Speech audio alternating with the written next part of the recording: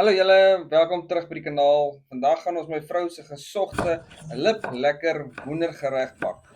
Hoop julle geniet hom. Hier gaan ons. En sommer net so, tjoef tjaf. Reg so, jy gaan ons stap 2, Tranendal. Nou vir hierdie eie. Kom ons kap hulle gou vinnig op. As hy stap 3, nou vir hierdie mushrooms. Kom ons slice hulle net in slices. En stap 4 julle, kom ons vra gou vir Popeye om hierdie spinasie vir ons op te sny. Sommer tjoef tjaf. Okay, soos die volgende stap wat ons gaan doen, ons gaan die eie ingooi in die pan. Righto, die volgende stap gaan ons die mushroompies ingooi.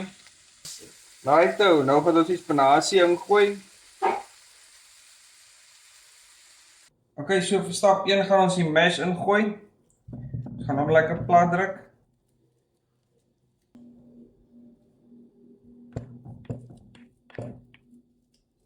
Okay, nou dat hy klaar is, dan gaan ons hierdie mushrooms en die tamatie en die spinasie ingooi. Die tamatie nie. Ag, nie tamatie nie, eie. Okay, dan gaan ons die hoender ingooi. Wat ons fyn gemaal het so met die hand. Okay, dan gaan ons die room ingooi. Dan is die ander ookie oor.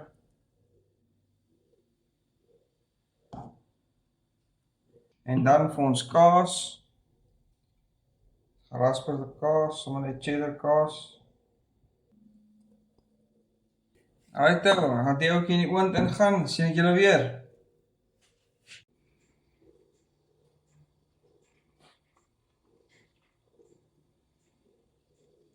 Met 100 is lekker.